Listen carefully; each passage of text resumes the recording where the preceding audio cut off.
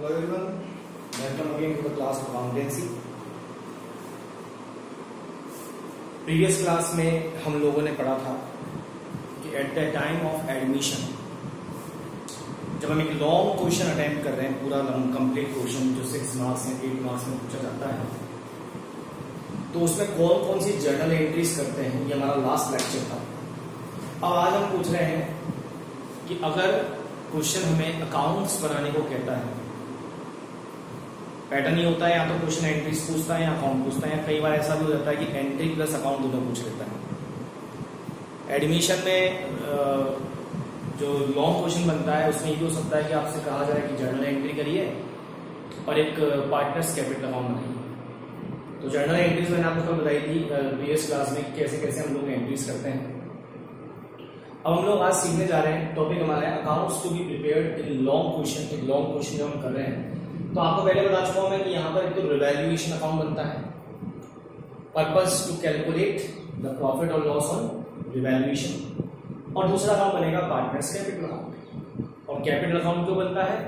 ताकि हम लोग पार्टनर्स की कैपिटल का बैलेंस जान पाए एट द एंड कि ये सब कुछ होने के बाद सब कुछ क्या क्या होता है। जब पार्टनर नया आता है तब हम लोग रिजर्व डिस्ट्रीब्यूट करते हैं, गुडविल का अमाउंट डिस्ट्रीब्यूट करते हैं, वैल्यूएशन का प्रॉफिट लॉस डिस्ट्रीब्यूट करते हैं। तो इसके बाद जो कैपिटल का बैलेंस चेंज हो गया है वो बैलेंस क्या है, ताकि वो बैलेंस हम आगे जाके बैलेंस शीट पे शो कर सकें। तो रिवैल्यूएशन अकाउंट तो हम पहले भी सीख चुके हैं, कैसे बनता है एक बार फिर देख लेते हैं।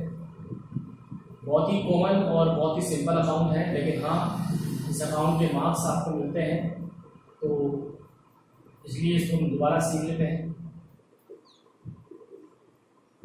वैसे तो हमने सीखा था लास्ट क्वेश्चन में कि लास्ट क्लास में कि हम लोग एंट्री से भी प्रॉफिट लॉस निकाल सकते हैं रिवैल्यूएशन का।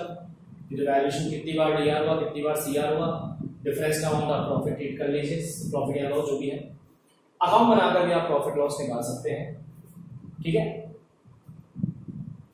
तो अकाउंट बनाकर प्रॉफिट लॉस कैसे निकालेंगे रिवैल्यूएशन का? तो बहुत सिंपल सा लॉजिक वापस है, हम सीआर में रिकॉर्ड करते हैं जब भी हमें रिवैल्यूएशन पर हो रहा है प्रॉफिट, और डीआर में हम रिकॉर्ड करते हैं जब भी हमें रिवैल्यूएशन पर हो रहा है लॉस। तो प्रॉफिट के केसेस क्या क्या होंगे? जब किसी असेट की वैल्यू इंक्रीज हो जाए,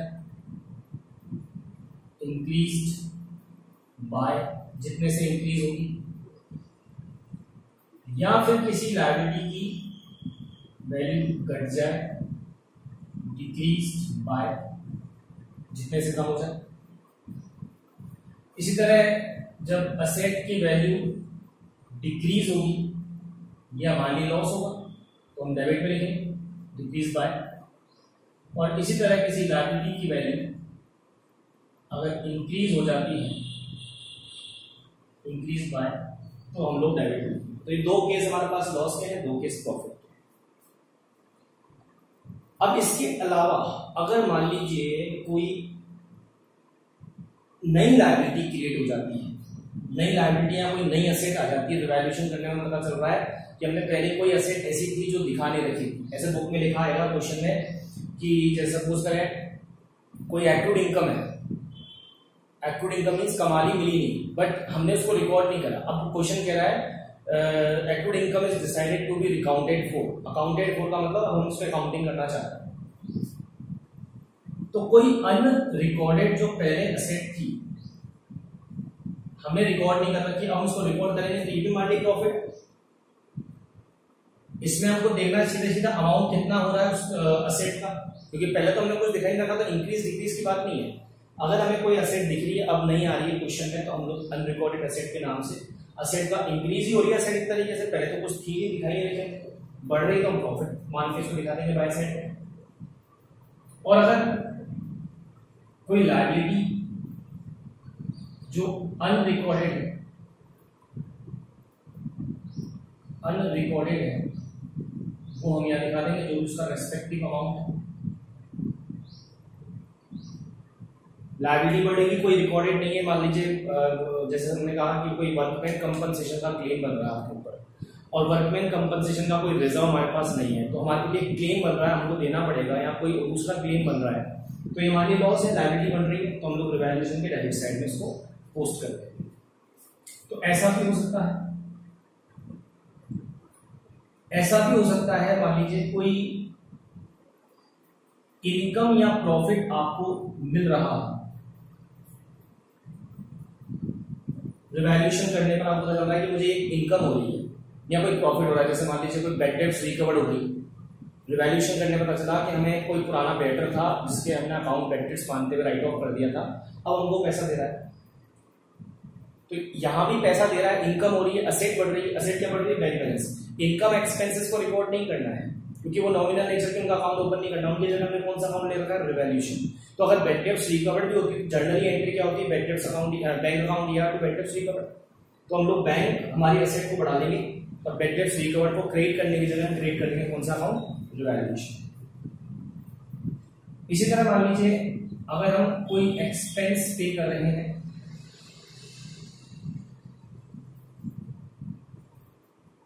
पे कर रहे हैं, कोई खर्चा हो रहा है, जैसे मान लो रिवैल्यूएशन करने पर एक वैल्यूएबल बुलाया, उसको खर्चा देना पड़ा, तो ये हम लोग रिवैल्यूएशन में दिखा देंगे क्योंकि खर्चा पे करने से बैंक बैलेंस आपका यहाँ कैश बैलेंस कम हो जाएगा, असेट कम हो रही है, लॉस हो रहा है, इसलिए डेबिट में दिखा देंगे। ठीक है, तो ऐसा कुछ आ सकता है, ये अब कंप्लीट है। फाइनली जो भी प्रॉफिट लॉस है उसको हम डिस्ट्रीब्यूट कर देंगे। अगर क्रेडिट साइड का टोटल ज्यादा है टू प्रॉफिट लिखकर transfer to partners capital, partners में हम डिस्ट्रीब्यूट कर देंगे जो भी डिफरेंस का अमाउंट है। और अगर डेबिट साइड ज्यादा है तो लॉस बोलेंगे इसको, loss transfer to partners capital account. जो भी इनका रेशियो है उसके हिसाब से हम लोग तो बैलेंस में फिगर या तो ये निकलेगा या ये निकलेगा, लॉस हम लोग क्या कर लेंगे? ट्रांसफर कर। तो ये तो रिवैल्यूएशन अकाउंट हो गया, हमने पहले भी सीखा था। अब हम सीखने जा रहे हैं पार्टनर्स कैपिटल अकाउंट। एडमिशन के टाइम पर पार्टनर्स कैपिटल अकाउंट कैसे करें? ठीक है, तो कुछ खास नया नहीं, कैपिटल अकाउंट का जो कॉन्सेप्ट है वही लेके चल रहा है। पर्टिकुलर्स, मान लीजिए एग्जांपल के तौर पर कि ए और बी पुराने पार्टनर हैं, एक दो कॉलम तो उनके हो गए और एक नया पार्टनर सी आ गया। इसी तरह सी आर साइड में पर्टिकुलर्स और 3 कॉलम ले लेंगे, ए और बी पुराने पार्टनर और एक नया पार्टनर सी उसके लिए। ये दो D R C R side हमारी कैपिटल अकाउंट की होगी। अब सबसे पहले क्या करना है? सबसे पहले आपको बाय बैलेंस मिली कैपिटल का ओपनिंग बैलेंस लिखना है। किस किस का? पुराने पार्टनर्स का, नए पार्टनर का तो हो गई। ठीक है, और ये बैलेंस बीडी आपको कहां दिया होगा? ये बैलेंस बीडी आपको दिया होगा बैलेंस शीट में। आप जो क्वेश्चन करेंगे उसमें बैलेंस शीट में आपको दिख जाएगा कि ए और बी पार्टनर है, उनकी बैलेंस शीट आपको दी हुई है। उसमें बैलेंस शीट में जो भी उनकी कैपिटल होगी ये उनका ओपनिंग बैलेंस हो गया। इट इज पॉसिबल कि किसी पार्टनर का बैलेंस असेट साइड में दे रखा हो, इसका मतलब डेबिट बैलेंस किसी पार्टनर का, तो वो यहां पर आ जाएगा DR side. DR side DR balance है तो डेबिट में, सीआर बैलेंस होता है ऑर्डिनरी लायबिलिटी साइड। तो ये आपका बैलेंस यहां आ जाएगा। इसके बाद अब पार्टनर्स को हम सीआर कर रहे हैं और सीआर में पोस्टिंग कर रहे हैं, तो हमने पार्टनर को सीआर कब कब किया? जब जब उनकी कैपिटल बढ़ी। कैपिटल कब कब बढ़ी? या तो हमने पार्टनर्स में रिजर्व डिस्ट्रीब्यूट कर दिए, या हमने रिवैल्यूएशन का प्रॉफिट डिस्ट्रीब्यूट कर दिया, या हमने गुडविल जो नया पार्टनर लेके आया वो डिस्ट्रीब्यूट कर दी। अब आपको मैं एंट्री से आता हूं। सबसे पहले एंट्री में क्या करेंगे? एक नया पार्टनर कैपिटल लेकर आना, एक तो उसकी एंट्री हो जाएगी बाय बैंक। ये बाय बैंक किसके लिए है? कैपिटल बाय न्यू पार्टनर, जो कैपिटल ला रहा है नया पार्टनर उसके लिए। नए पार्टनर जब लिख देंगे जैसे बैंक अकाउंट या टू सीज कैपिटल, सीज लिख देंगे by bank. Make the entry to the posting account में तो वही होता है जो हम एंट्री करते हैं उसकी पोस्टिंग कर रहे हैं। इसके बाद हमने जो रिजर्व्स डिस्ट्रीब्यूट किए चाहे वो जनरल रिजर्व को लिखेंगे bye general reserve, general reserve भी हो सकता है, या कोई आप बाय जनरल रिजर्व लिख लीजिए, या कोई स्पेसिफिक रिजर्व हो सकता है, उसका नाम लिख लीजिए, जैसे workman compensation reserve, investment fluctuation reserve. और ये आपने किसमें बांटे हैं, पुराने पार्टनर्स से, पुराने पार्टनर्स को दीजिए जो भी उनका है इंडिविजुअल रिजर्व्स अकाउंट दिया तो पार्टनर्स कैपिटल, पार्टनर्स कैपिटल में बाय रिजर्व्स। इसके बाद मान लीजिए रिवैल्यूएशन पर नेट प्रॉफिट हुआ, तो वो प्रॉफिट भी हम पुराने पार्टनर्स में बांटते हैं बाय रिवैल्यूएशन।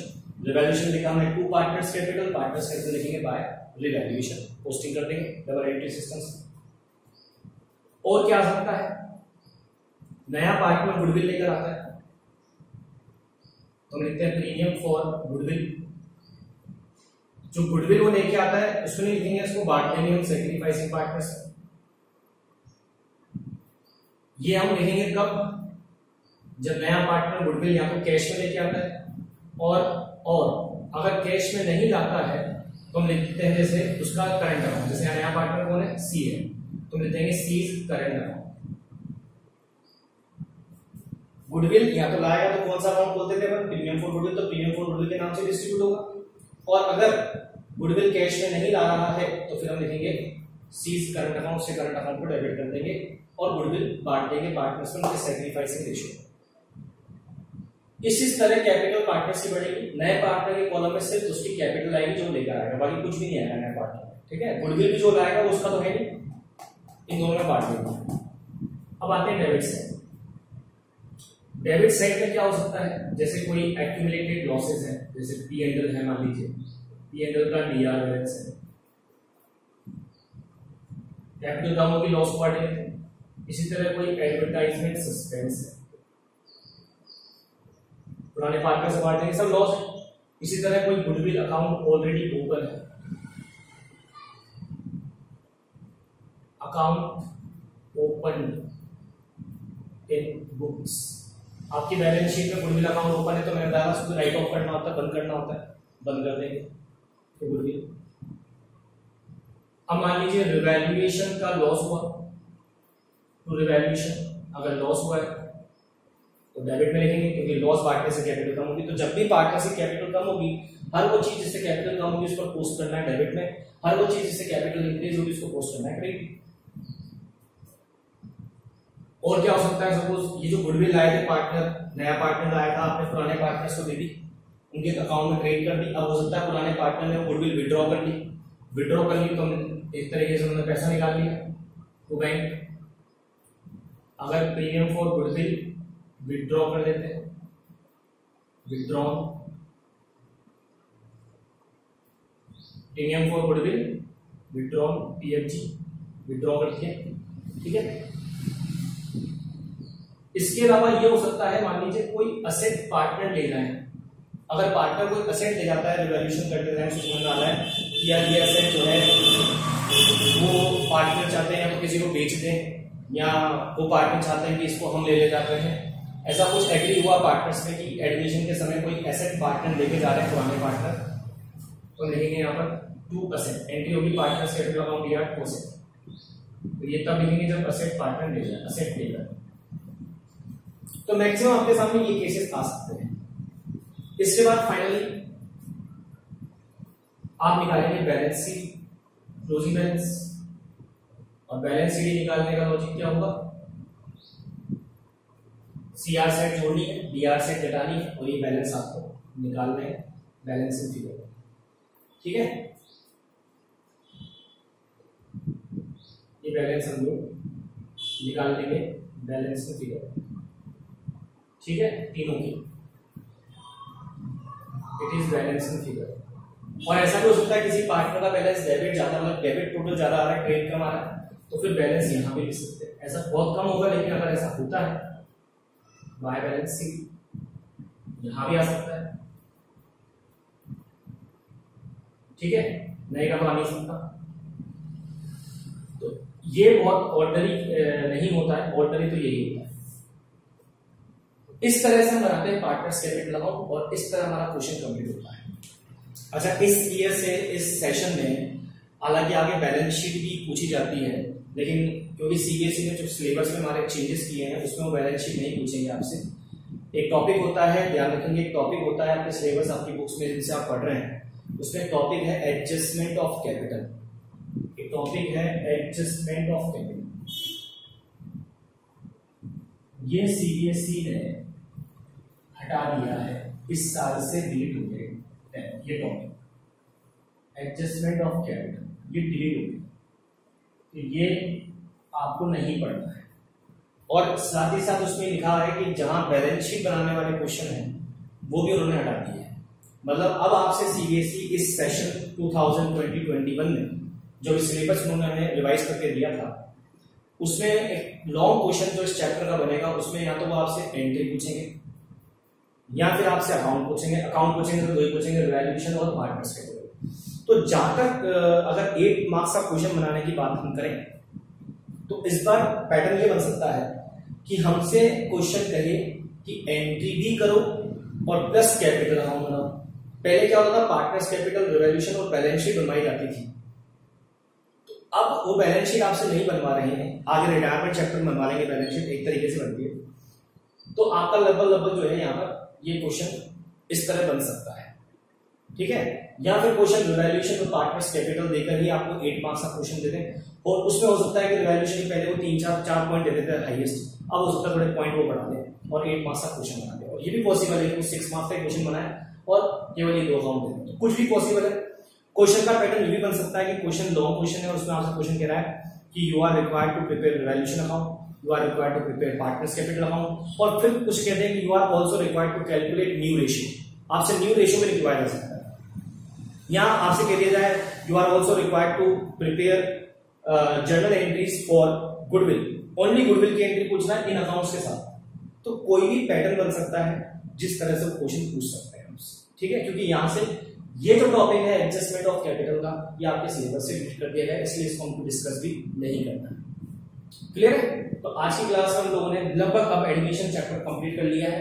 अकाउंट कैसे बनते हैं, क्या क्या एंट्रीज होती है, ये हमने कर ली है। अब हम आगे की क्लास में एक कंप्लीट क्वेश्चन और करेंगे जिसमें हम लोग आपको सिखाएंगे कि क्वेश्चन कैसे कैसे फ्रेम होगा और कैसे कैसे इसको सॉल्व करना है। ये आपके सामने फॉर्मेट है। अब rest part is the practice, हमें प्रैक्टिस करनी होगी, बाकी की चीजें कंप्लीट हो चुकी है, ठीक है। तो आज के लिए लेते हैं इतना ही। Thank you so much.